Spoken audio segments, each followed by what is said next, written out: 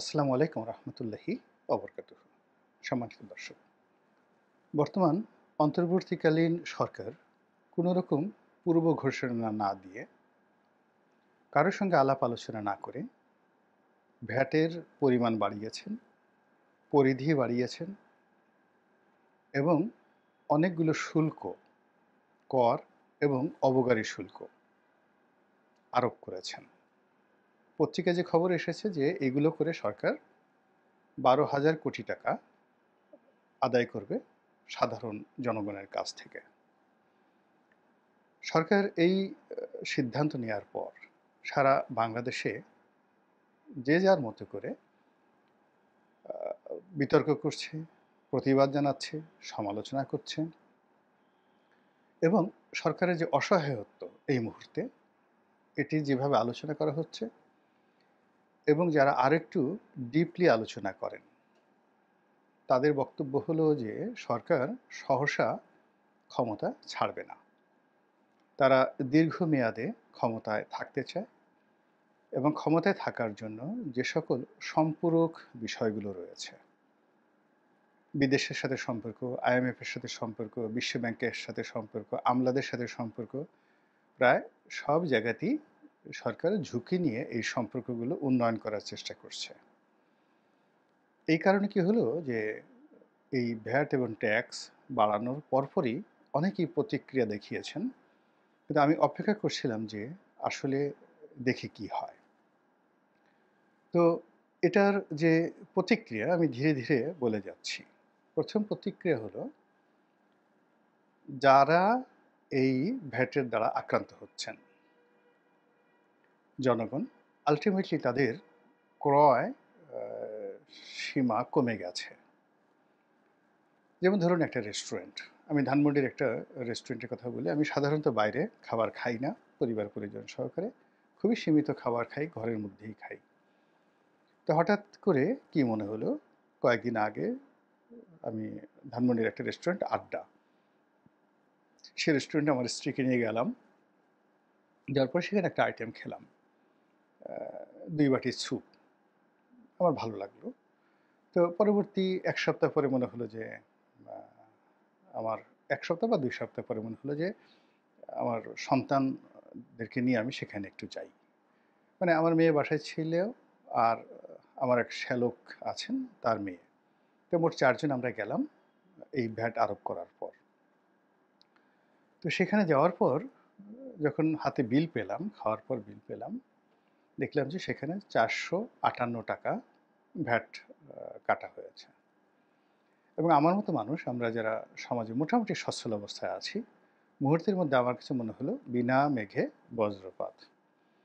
আমি আগেও কখনো সেই রেস্টুরেন্টে ধানমন্ডিতে থাকি বহু বছর, সেই ৮৬ সন থেকে 1986 থেকে ঢাকা কলেজের এই জায়গাটাতে আছি। এই এলাকা আমার পরিচিত। আর যে রেস্টুরেন্টটি ওটাও অনেক পুরনো রেস্টুরেন্ট। কিন্তু আমি আসলে বললাম যে ২ বার গিয়েছি। ১ম বার একবার আমার স্ত্রীকে নিয়ে গিয়েছি এই ভ্যাট আরোপ হওয়ার আগে। আর এবার এই ভ্যাট আরোপিত হওয়ার পরে গেলাম। এখন আমার নিজের মধ্যে একটা ভয় এমনভাবে ঢুকে গেছে, আমি প্রথমত ওই রেস্টুরেন্টের দিকে আর তাকাই না। দ্বিতীয়ত কোন জায়গাতে ভ্যাট আরোপিত হয়, কোন জায়গাতে ভ্যাট কালেকশন করা হয়, সেই জায়গাগুলোতে আমি যাই না। এরপর আমি আমার বাজেট, যে সংসার খরচের বাজেট, এই বাজেটের ক্ষেত্রেও আমি অনেকটা যাকে বলে হিসাবি হয়ে পড়েছি এই ঘটনার পর, যে আমাকে সারভাইভ করতে হবে। তো আমার চেয়ে যারা আরও বড় অ অর্থনীতির মানুষ, মানে টাকা পয়সা আয় রোজগার তাদের বেশি, এবং আরও বেশি যারা হাজার কোটি টাকা লেনদেন করেন বছরে, প্রায় সব মানুষের মধ্যেই আহাজারি। এই সময়টিতে আমি গত ৩-৪ মাসে কোনো ব্যবসায়ীকে, কোনো ধনাঢ্য ব্যক্তিকে, কিংবা গত ২০-২৫ বছর যাবৎ যাদেরকে সচ্ছল দেখেছি, তাদের কারোর মুখে হাসি নেই। কারো সংসার চলছে না, কারো বাসা ভাড়া দিতে কষ্ট হচ্ছে, অনেকে দিতে পারছেন না। বড়, বড় মানুষ। অনেকে ড্রাইভার বাদ দিয়ে দিচ্ছেন, অনেকে গাড়ি বিক্রি করে ফেলেছেন। তারপর জীবনযাত্রার মান কমাতে এমন একটা জায়গাতে নিয়ে এসেছেন যেখান থেকে আর পেছনে ফেরা যায় না। একজন বড় ব্যবসায়ী, গার্মেন্টস ব্যবসায়ী, তার বয়স প্রায় ৭৩ বছর। তো হঠাৎ করে আমার কাছে এলেন, দেখলাম যে তার রাতে স্ট্রোক করেছেন তিনি এবং তার মুখ বাঁকা হয়ে গেছে। তা আমি বললাম যে, "এটা হলো কি করে?" তো বলল যে, "আমার ফ্যাক্টরির বেতন দিতে হবে। তো রাতে আমার কাছে কোনো টাকা নেই এবং আমি জানি যে আমি কালকে যদি বেতন দিতে না পারি, সবাই রাস্তায় নেমে আসবে।"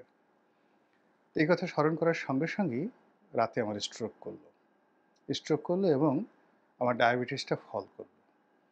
এবং রাত্রি ৩টার সময় আমি এখন কোনো অবস্থাতেই আমি কাউকে জানাতে পারছি না এবং আমি বিছানা থেকে নড়তে পারছি না। পাশের রুমে ছেলে ঘুমায়, তাদেরকে ফোন দেওয়ার চেষ্টা করলাম। কোনো অবস্থাতেই তারা ফোন ধরছে না, তারা ঘুমাচ্ছে। তখন উনি বললেন যে, "আমি আল্লাহ, আল্লাহ করছিলাম যে, আল্লাহ আমি বোধহয় মরেই যাবো আজকে।" তখন তার ছেলে ঘুম থেকে উঠেন ভোর ৫টায় নামাজের জন্য। বলে যে, "আমি ২ ঘন্টা কি করে বিছানায় বেঁচে থাকবো, এই টেনশনে আমি মানে অস্থির হয়ে গেলাম।" এরপরে ছেলে যখন ফজরের নামাজ পড়তে উঠছে, তখন সে দৌড়ে বাবার রুমে আসলো।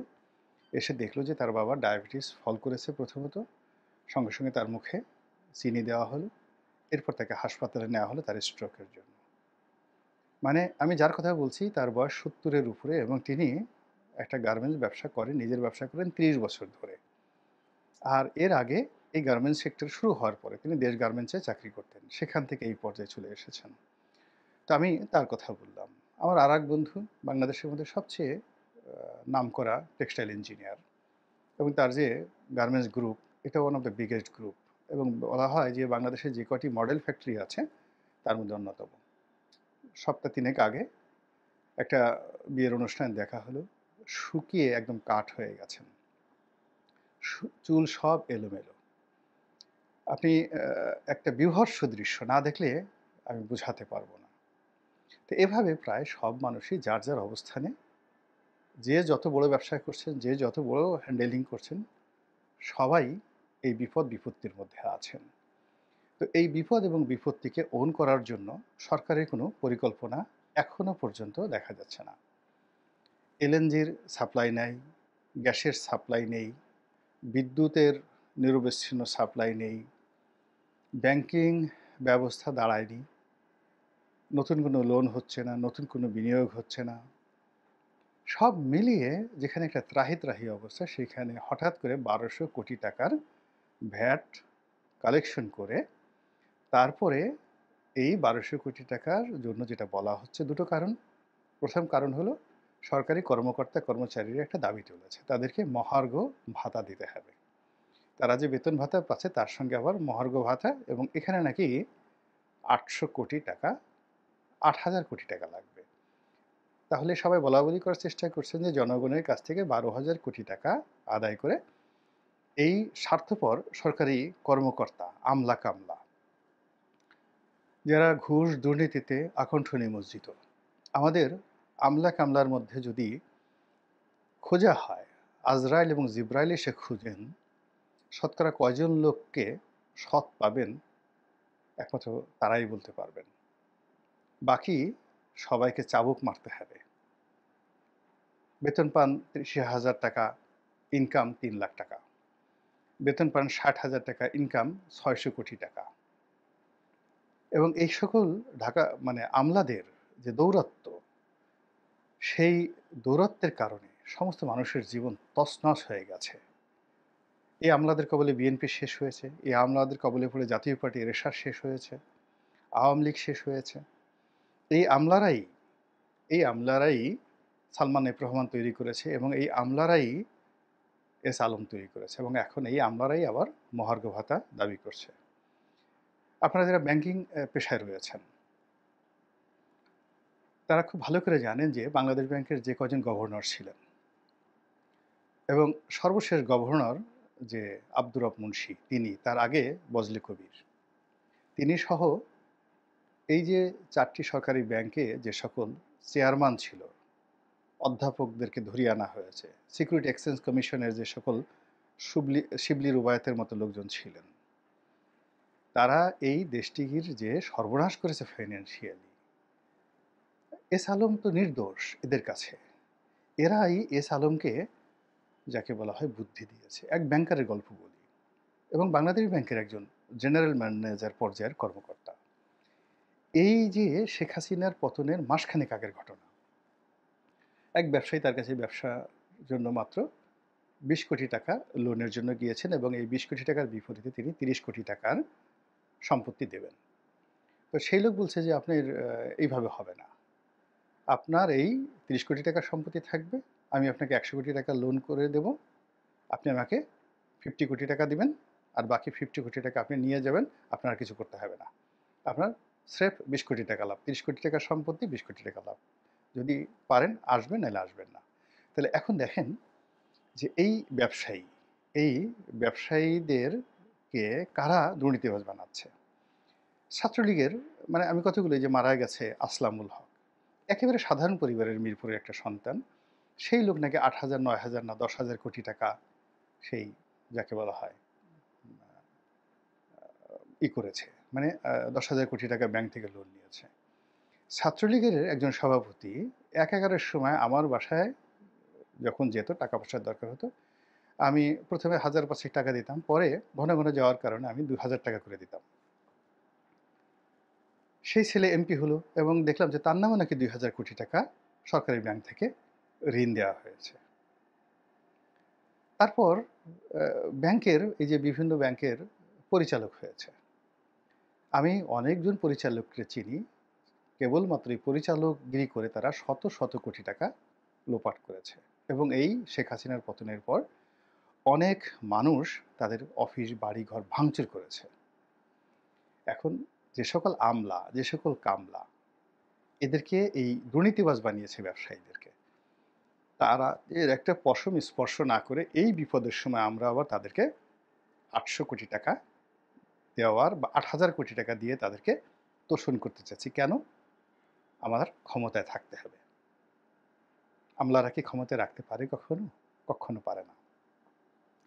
দ্বিতীয়ত যে কারণটি বলা হচ্ছে সেটি হলো বিশ্বব্যাংক থেকে আরও $১ বিলিয়ন IMF থেকে, ইন্টারন্যাশনাল মনিটারি ফান্ড থেকে বাংলাদেশে যে $4.6 বিলিয়ন তারা দিয়েছে, তার শেষ কিস্তির শর্ত এবং নতুন আরও $1 বিলিয়ন বাংলাদেশ সরকার লোন চেয়েছে। তো লোন চাওয়ার পর সেই লোন পাওয়ার জন্য তারা শর্ত দিয়েছে যে রাজস্ব আদায়ের পরিমাণ বাড়াতে হবে। যদিও রাজস্ব আদায়ের হার আমাদের দেশে পৃথিবীর সবচেয়ে নিম্নতম, কিন্তু এই সময়টাতে রাতারাতি এটা বাড়ানো কোনো অবস্থাতেই যারা রাজনৈতিক সরকার কোনোদিন এই ঝুঁকি নিত না। IMF মরে গেলেও ঝুঁকি নিত না। এখন এরা এই ঝুঁকি নিয়েছে, এই কারণ হলো তাদের টাকা লাগবে। যখন ডক্টর মোহাম্মদ ইউনূস ক্ষমতায় এলেন, সবাই বলাবলি করেছে বিশ্বব্যাংক তার কথায় বাংলাদেশে $40 বিলিয়ন দিয়ে দেবে। IMF 4.6 বিলিয়ন তো দূরের কথা, $50 বিলিয়ন IMF দিয়ে দেবে। ইউরোপের লোকজন টাকা নিয়ে বসে আছে। এই যে যখন সারা বাংলাদেশে যা ঘূর্ণিঝড় হলো, বন্যা হলো, তখন সকল এনজিওরা একত্রে বসলো এবং পত্রপত্রিকায় এলো যে 10,000 কোটি না 20,000 কোটি টাকার একটা ফান্ড এনজিওরা গঠন করবে এবং এটা দিয়ে জনগণকে সহযোগিতা করবে।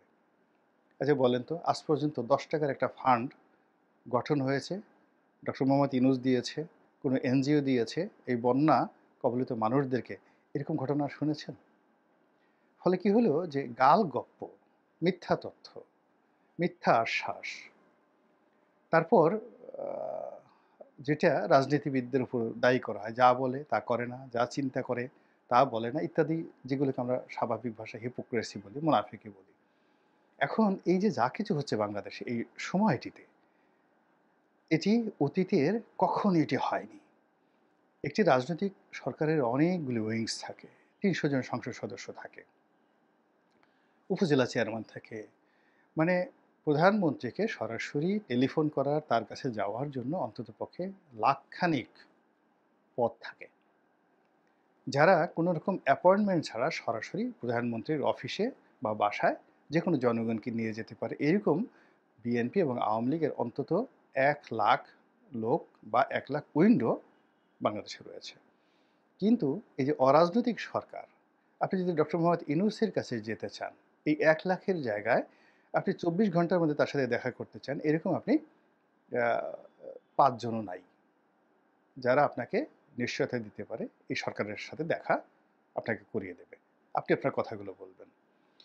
২ নম্বর হলো রাজনৈতিক সরকার, সেটা খালেদা জিয়া হোক, এরশাদ সাহেব হোক, শেখ হাসিনা হোক। সেই সরকারের প্রধান যখন একটা কথা বলেন, সঙ্গে, সঙ্গে সেটা বাস্তবায়িত হয়ে যায় এবং আমলারা করতে বাধ্য হয়। কিন্তু এই যে ইউনূস সরকার ৮,০০০ কোটি টাকা দিয়ে, মহার্ঘ ভাতা দিয়ে আমলাদেরকে তোষণ করতে চাচ্ছে, তার একটা ডিজায়ার, একটা উইল ফোর্স, এমনকি এই যে যারা জুলাই আগস্ট বিপ্লবে শহীদ হয়েছেন, তাদেরকে মাথাপিছু ৩০ লাখ টাকা করে সহযোগিতা দেওয়ার জন্য যে তহবিল, এটি বাংলাদেশ সরকারের বা অর্থনীতির জন্য একটা পিনাট। এই জিনিসটা উনি এখন পর্যন্ত করতে পারেনি। তো সেই আমলাদের পেছনে তিনি ইনভেস্ট করবেন, তাদেরকে মনোরঞ্জন করবেন এবং তাদের সেই কারণে তিনি ভ্যাট ট্যাক্স আরোপ করবেন। এই লক্ষণ ভালো না। সবার শেষ যেটা হলো যে টাকা পয়সার যে সমস্যা, এটা আ মুখ দিয়ে বললে যায় না। এই সমস্যাগুলোর ব্যাপারে খোলামেলা আলাপ আলোচনা করতে হয়। যারা স্টেক হোল্ডার আছে তাদের সাথে আলোচনা করতে হয়। সাধারণ জনগণের মধ্যে জনমত তৈরি করতে হয় এবং যারা সুবিধাভোগী, অর্থাৎ আপনি যদি বলেন আমার ফান্ডে টাকা নেই, আমি সরকারি কর্মকর্তাদের বেতন দিতে পারবো না, তখন তারা মহার্ঘ ভাতার কথা চিন্তা করবে না। তখন তারা চিন্তা করবে যে এই মাসের বেতনটা পাবো কিনা। অনেক গার্মেন্টস প্রতিষ্ঠান, অনেক শিল্প প্রতিষ্ঠান, আজ বেক্সিমকোর মতো প্রতিষ্ঠানে ৭০-৮০ হাজার লোক চাকরি করতো, সব রাস্তার ফকির হয়ে গেছে, সব রাস্তায় নেমে পড়ে গেছে। এস আলম গ্রুপে ৬০-৬৫ হাজার লোক চাকরি করতো, কোথায় তারা? বসুন্ধরা গ্রুপে যারা আছে, যমুনা গ্রুপে যারা আছে, এমনকি মেঘনা গ্রুপে যারা চাকরি করছে, সবাই অনিশ্চিত। এই ৩টা প্রতিষ্ঠানে ১,০০,০০০ লোক সরাসরি চাকরি করছে। তাদের ডিলার থেকে শুরু করে সবাই। প্রাণ গ্রুপে ১,০০,০০০ লোক চাকরি করছে। প্রাণের মালিকের দিকে তাকায় দেখেন, ভালো আছে? আমার কাছে মনে হচ্ছে না ভালো নেই। তো আমরা কেউ ভালো নেই, কিন্তু সরকারি কর্মকর্তা কর্মচারীদের ভালো থাকতে হবে। ১৮ কোটি মানুষদের রক্তের উপর বসে তারা মহার্ঘ ভাতা নেবেন, আর আমাদের সেই বিপ্লবের ফসল অন্তর্বর্তীকালীন সরকার তাদেরকে তোষণ করবেন। এটা সহজ স্বাভাবিক বিষয় না। মনে হচ্ছে আমরা ভয়ঙ্কর কোনো পরিণতির দিকে এগুচ্ছি। আল্লাহ আমাদের সবাইকে হেদায়েত দান করুন এবং হেফাজত করুন। আসসালামু আলাইকুম ওয়া রাহমাতুল্লাহি ওয়া বারাকাতুহু।